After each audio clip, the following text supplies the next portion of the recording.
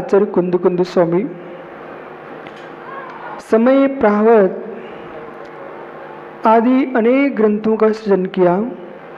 84 पहाड़ ग्रंथों के कर्ता आचार्य कुंद कुंद स्वामी। उन्हीं आचार्य कुंद कुंद स्वामी का जो विश्व के विश्वविद्यालयों में जिस ग्रंथ का पठन पाठन चल रहा है वह है प्रवचन सार नाम का ग्रंथ।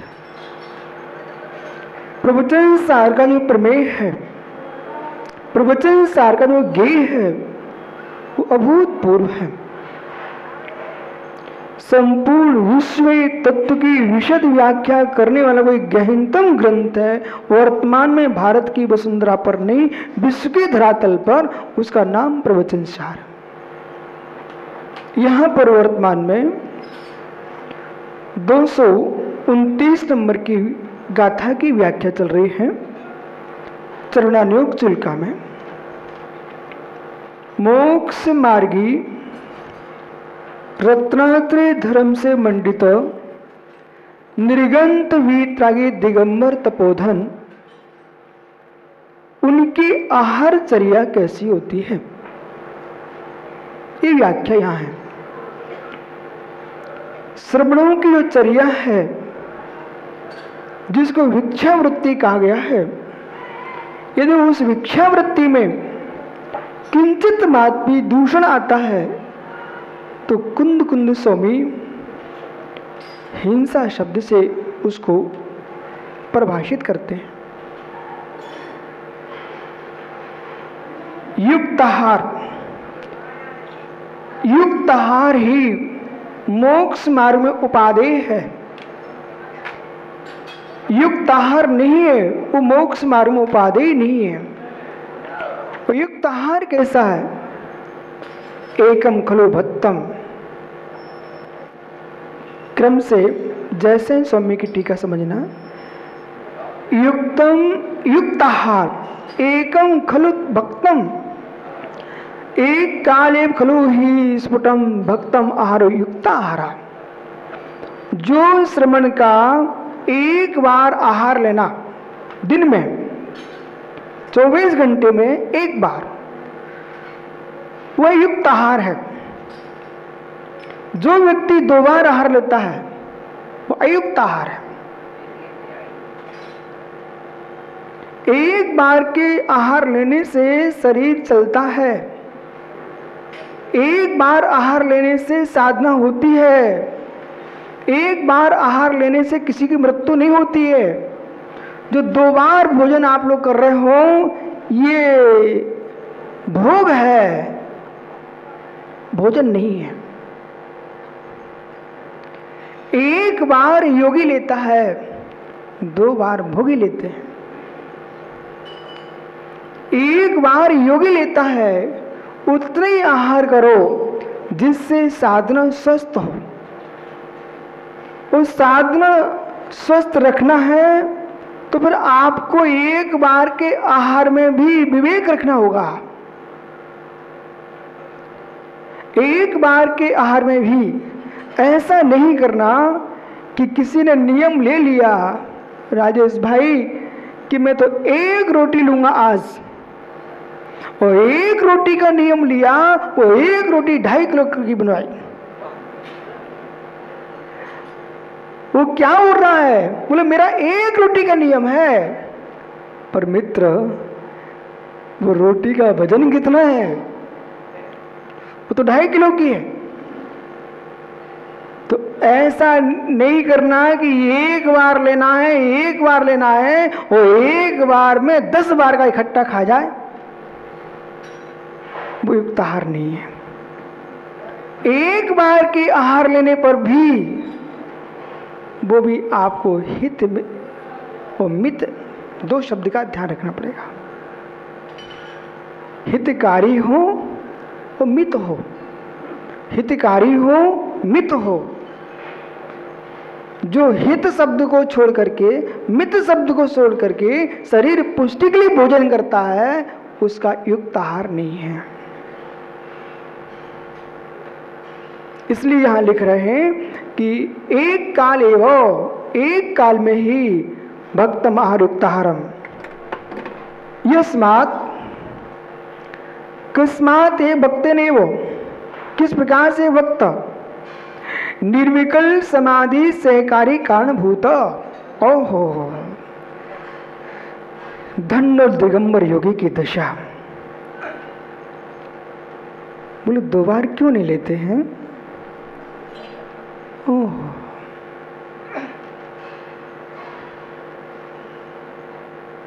जिनको एक बार का आहार ही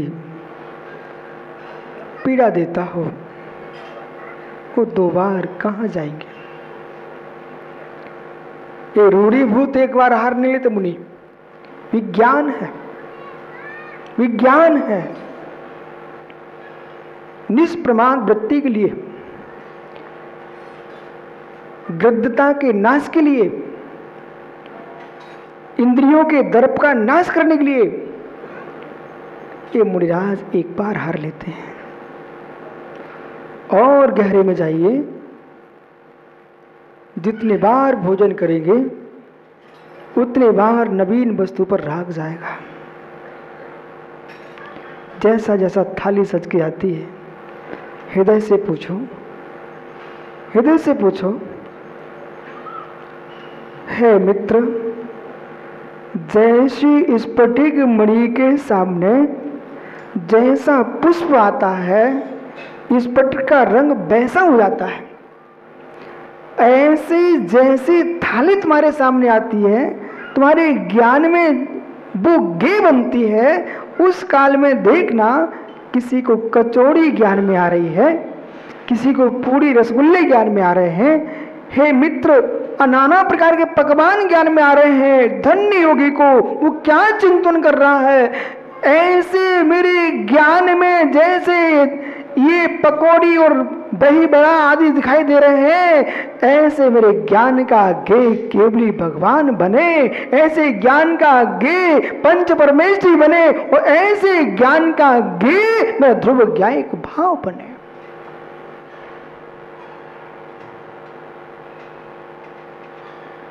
जितनी बार जाएंगे नवीन नवीन वस्तु पर नवीन नवीन राग होता है। नवीन नवीन वस्तु पर नवीन नवीन राग होता है। प्रतिदिन घर में जो भोजन बनता है, जिस दिन नई वस्तु बनती है उस दिन के भाव बोलिए भाई। मिसाल, बेटा भोजन तो ठीक है, जूते की दुकान से नवीन जूते जिस दिन पहन के आता है उस दिन तेरी आंख कहाँ होती है? जूते की दुकान से जिस दिन नवीन जूते पहन के कोई व्यक्ति आ रहा है उस दिन मालूम कैसे चलता है? जैसे दिगंबर मुनि ईर्यापत को जमीन को देख देख के चलता है, ऐसे मुमुक्षु भाई जूतों को देख देख के चलते हैं। और जब आपके नवीन वस्तु के आने पर नवीन आकर्षण होता है, नवीन प्रत्यय बनता है, नवीन प्रत्यय बनता है, नवीन कर्म बंध का प्रत्यय बनता है। इसलिए नए नए वस्त्र, नए नए आभूषण, सुनो माताओं, नए नए वस्त्र, नए नए आभूषण, नए नए भवन, जो जो नवीन वस्तु को बार बार ग्रहण करता है उसको नवीन नवीन तीव्र राग का बंध होता है। ये किसी से प्रश्न नहीं करना, पूछना नहीं, पूरा ये प्रवचन सार अपने हृदय से पूछना।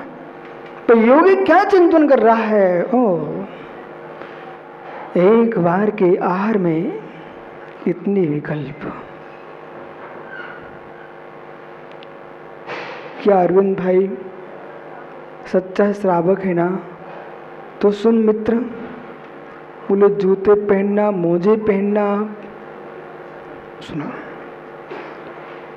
जूतों में अलग समय लग रहा है, मोजों में अलग समय लग रहा है। इतना समय तू अपनी मौज में लगा देता, कहाँ तू मोजे में लगाया है?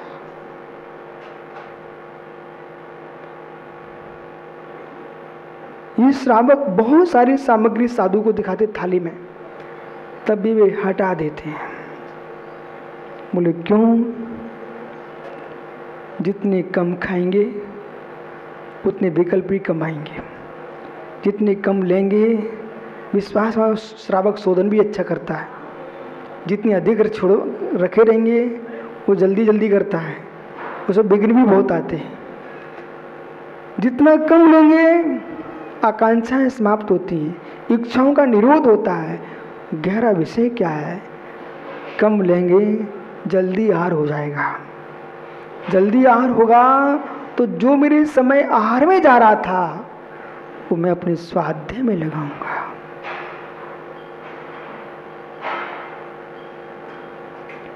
जो 2 बार भोजन कर रहे हैं, 2 बार भोजन कर रहे हैं, 50 बार भोजन कर रहे हैं, उन विचारों पर त्रास आना चाहिए।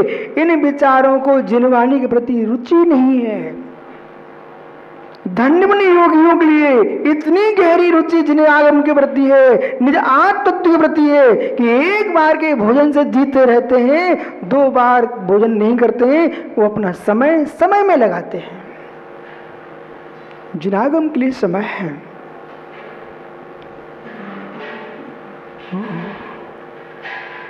मंत्री जी, मित्र भले कितने बड़े राजा बन जाओ पर भोजन के काल में भिखारी बन के खड़ा होना पड़ता है। सुन लो मित्र, घर में भी तुम्हारी आवाज बदल जाती है। तुम शेर बन के रहते ने भोजन के काल में, मालूम चौकों में ढूंढते हो रसोई घर में और इतने प्रेम से बोलते, क्यों क्या बना हे भिखारी, क्या बना। गरीब की भाषा हो जाती है, गरीब की भाषा। धन्य योगेश्वर जो आहार के काल में भी सिंह बन के जाते हो। धन्य निर्गंत दिगंबर मुनियों के लिए जो किसी के द्वारे पर पात लेके घर घर में नहीं डोलते हैं, वे अंजलि लगा करके सिंह वृत्ति से जाते हैं, अपना शरीर दिखाते हैं, पर किसी से दे दो शब्द का प्रयोग नहीं करते। घर घर नहीं मांगते। ये दिगंबर निर्गंत मुनियों की चर्या है। जरा सा सिर में दर्द हुआ, बोले मेरी मृत्यु हो जाए, मेरी मृत्यु हो जाए। घर में कोई आपत्ति आ गई, जरा सा पति ने डांट दिया, हम तो मरते हैं पुड़िया खा के। एक प्रश्न है, आप पुड़िया खा के मर जाओगे तो आपके प्राण तो निकल जाएंगे, पर जो तुमने कर्म बंद किया उसके प्राण थोड़े निकलेंगे।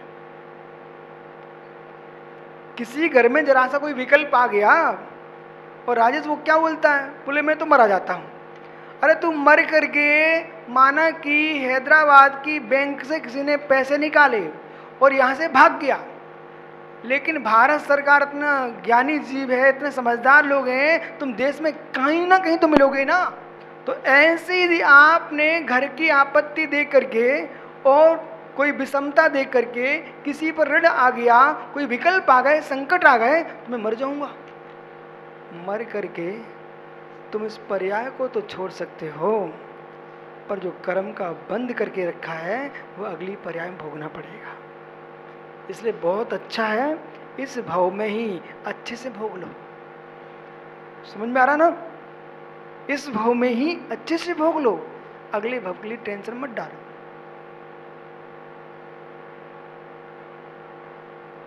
कभी मरने की इच्छा मत करना, तो जीने की भी इच्छा मत करना। न जीने की आकांक्षा न मरने की आकांक्षा है, मात्र साधना पर डटे रहो, एक दिन साध्य की सिद्धि होगी। सच ते कथम भूता, जो युक्त आहार है वो कैसा है? अपर्ण पुण्योतरहा। बोला भोजन दूसरे का हो सकता है, पेट तो अपना है। कैसे जगत के जीव हैं। अरुण भाई किसी के जौनार में भोजन करने मिल जाए, कोई निमंत्रण दे जाए, तो ऐसे ऐसे देश में लोग पड़े हैं तो 3 दिन तक भोजन नहीं करें, घर में पानी पानी पी करके जी लें। बोले क्यों? बोले जाना ना मुझे। कहाँ पर जाना है? बोले कंचित दाऊ के यहाँ भोजन करने जाना निमंत्रण में। ओह, वो इतना बेचारे ठास ठास के ठूस ठूस के इतना खाया कि सांस लेने को उसको स्थान नहीं बचा। और मालूम विश्व में सबसे ज्यादा मृत्यु दर अधिक खाने वालों की है। मर गया। यहां लिख रहे आचार्य महाराज, हे श्रमण अपुण्योदरा, मुनिराज जो आहार लेते हैं ये पुण्योदर नहीं होते, अपुण्योदर होते हैं। यथा शक्ति न्यूनोदरा यथा शक्ति अल्पाहार, पेट से कम, भूख से कम। अमृतचंद स्वामी ने अपनी टीका में लिखा है, जो अपुण्य आहार करता वो अहिंसक होता है, जो पेट से अधिक खाता वो हिंसक होता है। बोले क्यों? राग की तीव्रता के बिना अधिक खा ही नहीं सकता व्यक्ति। ऐसे लोग मिल सकते हैं। और किसी दूसरे को मत देखना, अपने भावों से पूछना। कभी कभी मंत्री को पता रहता है ये सामग्री खा लूंगा तो बीमार पड़ जाऊंगा, पक्का पता रहता है, फिर भी सोचता है जी क्यों रहा हूं, इतना पैसा कमा क्यों रहा हूं। सुब्रत साहब एक सज्जन थे, उनको कैंसर हो गया। सो बंबई हैदराबाद कहीं गए हो और उन्होंने दिखाया तो डॉक्टर ने उनको ठीक कर दिया। वो कहा तुम सुपारी मत खाना, सुपारी मत खाना। वो सुपारी भी खाते तो कौन सी, बिल्कुल उसके अंदर का कचड़ा, चूरा। तो डॉक्टर ने जब कहा कि भाई तू सुपारी मत खाना अब, तो मालूम डॉक्टर साहब से क्या बोलते हैं? बोले पागल हूं क्या? यहां तक चल के आया, एक गाल की चीरा फाड़ी कराई, उतना ऑपरेशन कराने में अपना पैसा बर्बाद किया, उस खाने के लिए तो किया है कि छोड़ने के लिए किया है? समझ गए? जगत में बैठे हुए हैं जिनको इतनी तीव्र राग की भावना रहती है कि मुझे खाने हैं, परंतु स्वास्थ्य के विरुद्ध भोजन करेगा वो अवक्ष है। स्वास्थ्य के विरुद्ध भोजन करेगा अवक्ष है।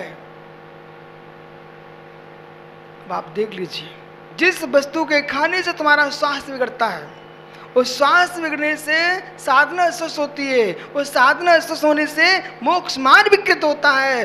जो व्यक्ति पेट से अधिक खाता है वो मोक्ष मार्ग का शत्रु है, उसको मोक्ष मार्ग में प्रीति नहीं है।